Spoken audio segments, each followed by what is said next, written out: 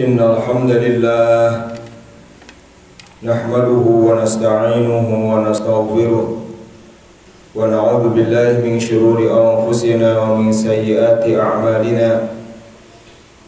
Man yahdihillahu fala mudilla lahu wa man yudlil fala hadiya lahu.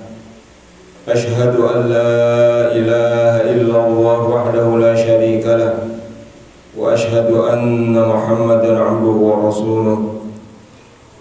Allahumma salli ala sayyidina Muhammadin sayyidil awwalin wal akhirin imamil anbiya'i wal mursalin wa ala alihi wa azwajihi wa dhurriyyatihi wa sahabatihi ajma'in.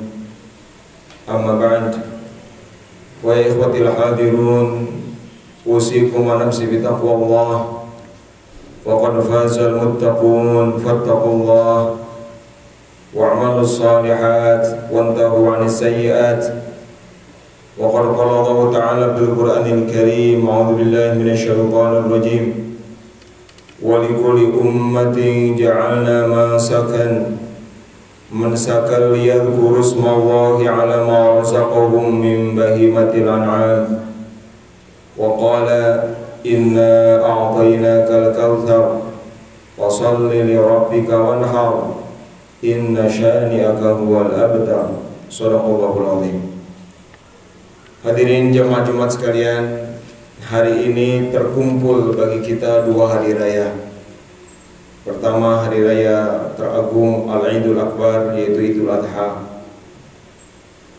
di mana kita dari sejak kemarin maghrib sampai 3 hari ke depan disyariatkan, dianjurkan untuk terus-menerus melantungkan, menyuarakan kebesaran Allah lewat takbir yang kita bacakan setiap hari, setiap pada sholat, setiap kesempatan. Yang kedua, hari ini adalah hari Jumat, Sayyidul Ayyam, hari terbaik dalam sepekan. Sungguh kesempatan yang langka, hari Jumat bersatu dengan Id terjadi pada hari Jumat. Pada hari ini adalah hari yang sangat istimewa, di mana doa-doa diijabah, kebaikan-kebaikan dilipat gandakan, kebaikan-kebaikan ditinggikan sedemikian rupa derajatnya. Maka beruntunglah bagi mereka yang sejak kemarin dimudahkan oleh Allah Subhanahu wa taala untuk memperbanyak kebaikan, entah itu ibadah sholat sunnah, zikir, tasbih, sholawat, atau berbagai macam ibadah lainnya. Terutama berbahagialah mereka yang pada hari ini dan 3 hari ke depan sudah berniat, berencana, bahkan mungkin sudah melakukan ibadah kurban dari sejak tadi pagi. Karena kata Rasulullah sallallahu alaihi wasallam, "Ma 'amila ibnu Adam yawman nahri min 'amalin ahabba ila Allah ta'ala min iraqatid dam." Tidak ada amal yang dilakukan manusia yang lebih Allah cintai pada hari ini melebihi ibadah mengalirkan darah dengan menyembelih hewan kurban. Innaha la ta'ti yawmal qiyamah biquruniha wa adlafiha wa inna ad-dama la yaqau min Allahi bimakanin qabla an yaqa'a 'alal ardi fatayyibu biha nafsan. Lalu kata Rasulullah, hewan kurban itu nanti dia pada hari kiamat akan datang lengkap dengan tanduknya, dengan kakinya, dan darah hewan kurban itu akan bertempat di hadapan Allah Subhanahu wa taala sebelum darah itu jatuh ke tanah. Kita bisa lihat dalam penyembelihan hewan kurban, jatuhnya darah hewan yang disembelih ke tanah itu dalam hitungan detik yang cepat. Nah, sebelum darah sampai ke tanah, ibadah kurbannya sudah diterima oleh Allah Subhanahu wa taala. Maka sungguh berbahagia mereka yang pada hari ini dimudahkan oleh Allah untuk berkurban. Bukan hanya dimudahkan urusan harta, tetapi yang lebih mahal adalah dimudahkan urusan keinginan, dimudahkan punya kemauan, dimudahkan punya rencana, dimudahkan siap berkorban, dimudahkan untuk menghentikan dulu keinginan-keinginan lain demi terwujudnya kurban. Inilah kemudahan-kemudahan yang mahal, lebih mahal daripada sekedar kemudahan punya sejumlah harta. Itulah taufik namanya hadirin sekalian. Hadirin sekalian, ibadah kurban adalah ibadah harta, ibadah maliyah, yang untuk melakukannya membutuhkan pengorbanan harta. Kelemahan kita, kelemahan banyak kaum muslimin ketika berhadapan dengan ibadah harta ada dua hal. Yang pertama adalah kelemahan dalam merencanakan, kelemahan dalam merancang rencana, membuat planning. Yang kedua adalah kelemahan melawan pola pikir takut miskin, takut kurang yang memang itu dibisikkan oleh setan. Hadirin sekalian, sesungguhnya untuk bisa berkurban tidak menuntut kita menjadi orang yang kaya. Sesungguhnya untuk bisa berkurban tidak menunggu kita harus menjadi orang yang misalnya punya mobil dulu, punya jabatan yang tinggi dulu, tidak. Karena kurban itu sangat mudah sesungguhnya. Lihat di dalam syariat kanjeng Nabi Muhammad SAW bahwa kurban itu disyariatkan min bahimatil an'am, dari hewan ternak. Hewan ternak yang tertentu sesuai yang dibatasi Rasulullah SAW. Sebagaimana zakat hanya terbatas pada hewan tertentu, begitupun kurban terbatas pada hewan tertentu yang ditetapkan Rasulullah SAW. Dan syaratnya tidak sulit. Domba cukup yang berumur 1 tahun. Bahkan kalau dombanya belum berumur 1 tahun, asal sudah tanggal giginya, sudah cukup untuk jadi hewan kurban. Kambing yang berumur 2 tahun, sapi yang berumur 2 tahun, unta yang berumur 5 tahun. Domba yang berumur 1 tahun harganya tidak terlalu mahal. Mungkin kisaran antara 2 sampai 2,5 juta. Jadi sebenarnya hadirin sekalian, kalau di antara kita yang sekarang sholat Jumat di sini, sekarang di dalam rekening banknya ada uang 5 juta saja, atau ada uang 3 juta saja, sungguh dia sebenarnya sudah termasuk orang yang mampu berkurban. Tidak menunggu harus punya tabungan simpanan puluhan juta, tidak. Tetapi hadirin sekalian, begitulah memang di dalam ibadah-ibadah maliyah, setan akan membisiki Anda dengan bisikan-bisikan takut miskin, takut kurang. Dan itu dikatakan di dalam Al-Quran. Kata Allah, asyaitanu ya'idukumul faqra. Setan di dalam tafsir Al-Imam Al-Mawardi An-Nukat wal Uyun, maksud ya'idukumul faqra ayyukhawwifukum bil faqri, akan menakut-nakutimu fakir. Setan akan membisikkan pikiran kepada kita, jangan kurban, nanti uang tabungannya kurang. Jangan kurban, nanti simpanannya akan berkurang. Jangan kurban, nanti kan udah berencana mau beli kendaraan, mau memperbaiki rumah. Jangan kurban, nanti kamu miskin. Jangan kurban, nanti kamu kurang. Itu yang dibisikkan setan dan kemudian diiyakan oleh kebanyakan daripada kita. Pada faktanya, yang kurban di kita misalnya lebih sedikit daripada jumlah yang sesungguhnya mampu untuk berkurban. Hai sekalian, inilah sesungguhnya yang harus kita lawan selama masa Idul Kurban ini. Dan beruntunglah atas kebaikan syariat Islam, ibadah kurban bukan hanya 1 hari, tetapi dipanjangkan sedemikian rupa sampai 3 hari ke depan, Ayyamut Tasyrik, sampai tanggal 13 Dzulhijjah. Jadi kalau kita masih ragu di hari ini, kita masih punya 3 hari untuk mikir-mikir, berani nggak ngambil uang tabungannya? Kalau besok masih ragu-ragu, masih ada 2 hari lagi, berani nggak?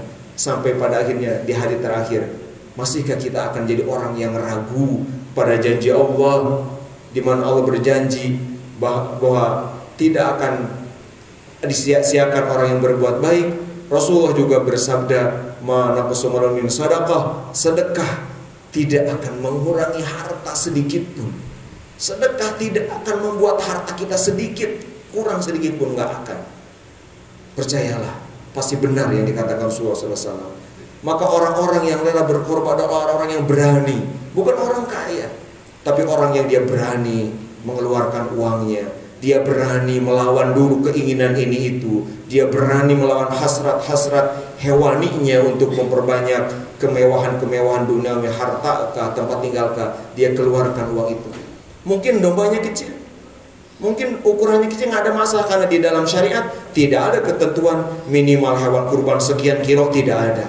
Asal sudah berumur 1 tahun, asal tidak sakit yang parah, asal tidak buta sebelah yang parah, asal tidak pincang yang parah, asal tidak punya penyakit yang menyebabkan kurus yang parah, maka berapapun beratnya hewan itu sah sebagai binatang kurban.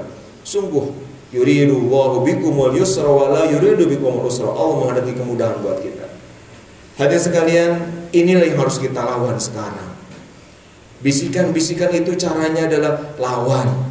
Dengan apa? Dengan yakin, lebih yakin kepada Allah.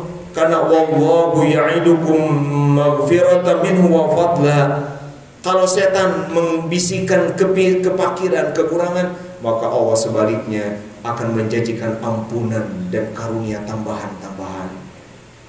Maka orang yang berkorban, mengorbankan hartanya, perasaannya, sekian kepentingannya, dia dijanjikan akan mendapatkan ampunan Allah dan akan mendapatkan fadlan, karunia tambahan-tambahan yang banyak dari Allah Subhanahu wa taala. Hadirin sekalian, seandainya berkorban banyak, maka kita bisa membayangkan orang-orang yang berkekurangan, orang-orang yang sulit untuk sekedar mencicipi membeli daging 1 on misalnya pada 4 hari raya Idul Adha ini, maka akan menjadi orang yang sejahtera. Karena yang berkurbannya banyak sesuai dengan tadi kemampuan, terutama mampu berani untuk menyempatkan diri, bukan menunggu kaya. Hadirin sekalian, kemudian kita ini lemah dalam merencanakan. Kadang-kadang kita baru sadar akan Idul Adha sehari sebelumnya. Kadang-kadang kita baru oh iya besok Idul Adha. Padahal kalau kurban yang luar biasa pahalanya itu, luar biasa pahalanya itu diniatkan dari sekarang, dari hari ini, saya yakin mungkin semua yang hadir di masjid ini hari ini tahun depan bisa berkurban semuanya. Hadirin sekalian, kurban memang sunnah menurut jumhur ulama. Tetapi Al-Imam Asy-Syafi'i mengatakan, la urakhisu ahadan tarkaha liman qadarolaha. Aku tidak memberikan keringanan, aku tidak memberikan rukhsah, kata Imam Asy-Syafi'i, bagi orang yang mampu untuk tidak berkurban. Tidak ada rukhsah, tidak ada keringanan, tidak berkurban bagi orang yang mampu. Mampu itu yaitu sekadar punya biaya lebih selama 4 hari itu, seperti gambaran tadi. Hadirin sekalian, bahkan Al-Imam Al-Hanafi justru beliau sangat berpegang pada teks hadis. Beliau berpendapat kurban itu wajib, karena Rasulullah SAW mengatakan, man wajada sa'atan falam yudahhi fala yaqrubanna musallana. Siapa yang memiliki keleluasaan tadi, masih punya tabungan, uang di tabungannya, punya simpanan, masih ada di dompetnya, dia punya keleluasaan sebenarnya, tapi dia tidak berkurban, lam yudahhi, kata Rasulullah, diancam, jangan dekat-dekat mushola kami, jangan hadir di tempat sholat kami. Hadirin sekalian, siapa orang yang dilarang hadir ke masjid? Siapa orang yang dilarang hadir ke mushola, tempat sholat ini? Mushola itu lapangan yang dipakai sholat. Tentu tidak ada lain kecuali orang yang punya aib besar di hadapan syariat. Mungkin dianggap kafir atau dianggap punya salah yang sangat besar. Karena hadis ini, maka Imam Hanafi, Imam Abu Hanifah berpendapat kurban hukumnya bukan sunat tetapi wajib. Dan nanti hadirin sekalian, di akhirat kita nggak tahu apakah yang benar pendapat Imam Syafi'i, Malik, Imam Ahmad, atau yang benar pendapat Imam Hanafi, kita nggak tahu. Wallahu a'lam di akhirat. Maka yang paling aman bagi kita di dunia adalah melakukan kurban. Karena kalau kita melakukan kurban, menurut ulama yang menyunatkan, kita melakukan kebaikan yang besar. Menurut ulama yang mewajibkan, kita selamat dari dosa. Hadirin sekalian, ini adalah ajakan untuk pribadi saya dan semua hadirin. Karena 2 hal inilah yang sering menghalangi kita di berkurban. Ditambah alasan ketiga, yaitu ketidakpahaman terhadap syariat. Tidak ada ilmu, salah paham tentang kurban. Misalnya beranggapan kurban itu sunatnya setahun sekali. Kadang-kadang ada orang beranggapan, kan saya sudah tahun kemarin, kan saya sudah tahun lalu, kan saya pernah. Padahal kurban adalah perintah untuk dilakukan tiap tahun. Jadi Anda yang sudah kurban tahun kemarin dan hari ini dalam posisi ekonomi yang sama atau lebih, tetap diperintahkan untuk berkurban pada tahun ini. Hadirin sekalian, mari sambut seruan Allah ini. Di antara hadirin sekalian cara untuk melawan bisikan-bisikan setan tadi dalam hal ibadah malia, biasanya penyakitnya adalah ada perasaan, ini hasil kerja saya capek ngumpulin, saya udah capek nabung, aduh gimana harus habis untuk kurban. Hadirin sekalian, sifat seperti itu, pikiran seperti itu harus dibantah dengan prinsip yang diajarkan Al-Quran dalam surat Al-Kautsar, inna a'tainakal kautsar, bahwa sebanyak apapun rezekimu, kekayaanmu, milikmu, asetmu, ketahuilah itu adalah ata minallah, pemberian dari Allah. Kalau kita membaca kekayaan kita pemberian dari Allah, honor kita pemberian dari Allah, tabungan kita pemberian dari Allah, apapun yang kita miliki dari Allah, maka tidak akan berat sedikit pun kita mengeluarkannya. Tetapi sedikit saja kita merasa ini punya saya, ini milik saya, ini jasa saya. Persis seperti perilaku Qarun yang mengatakan innama utituhu ala ilmin indi, kekayaanku ini dicapai karena ilmuku. Itulah yang membuat Qarun menjadi simbol orang bakhil. Itulah Qarun yang menjadi simbol orang yang celaka karena kekayaan dan sifat yang kikir. Bukan dia tidak berilmu, tapi justru dia merasa kekayaannya karena ilmunya. Hadirin sekalian, mari kita lawan bisikan-bisikan itu. Dan mudah-mudahan dari hari ini ada sisa waktu 3 hari ke depan yang belum berkurban, menyempatkan diri, memaksakan diri, kan itulah yang akan memuliakan kita di hadapan Allah Subhanahu wa taala, dan itulah sejatinya makna berkurban. Qala ta'ala asy-syaitanu ya'idukumul faqra wa ya'murukum bil fahsya wallahu ya'idukum maghfiratan minhu wa fadla wallahu wasi'un 'alim. Barakallahu li wa lakum bima fihi min al-ayati wa dzikril hakim wa taqabbala minni wa minkum tilawatahu innahu huwas sami'ul 'alim.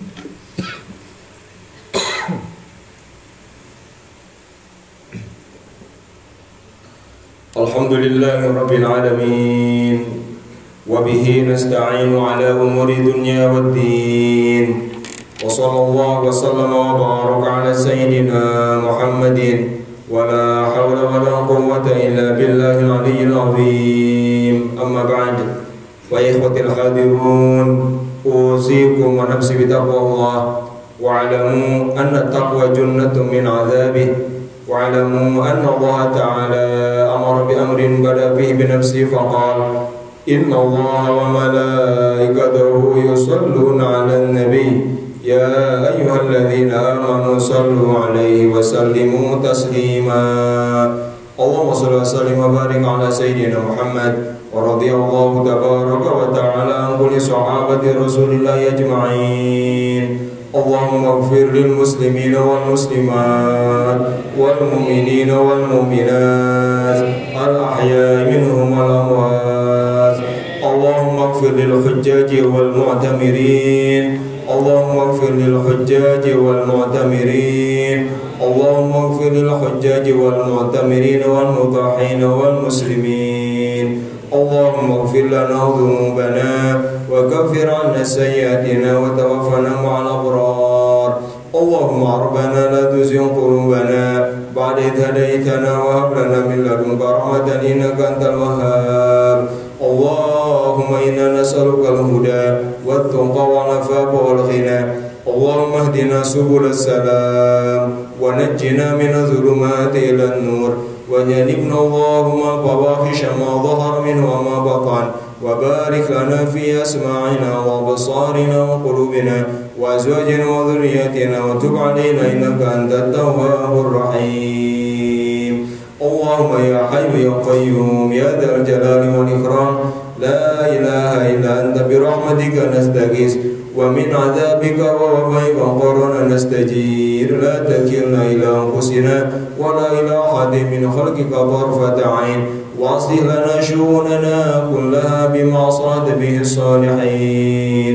اللهم ربنا تقبل منا إنك أنت السميع العليم اللهم ربنا تقبل منا إنك أنت السميع العليم وتب علينا إنك أنت التواب الرحيم اللهم اجعلنا وإياهم في حفظك وعيادك وعبادك وعيالك وجوارك وأمنك وأمانتك وحزبك وحرسك وكنبك وسترك ولطفك من كل شيطان وسلطان وإنس وجان وباغ وحاسد وسبع وحية وأقرب ومن شر كل دابة أنت آخذ بناصيتها إن ربي على الصراط المستقيم ومن شر قرن وكل الوباء اللهم ربنا آتنا في الدنيا حسنة وفي الآخرة حسنة وقنا عذاب النار والحمد لله رب العالمين عباد الله إن الله يأمر بالعدل والإحسان وإيتاء ذي القربى وينهى عن الفحشاء والمنكر والبغي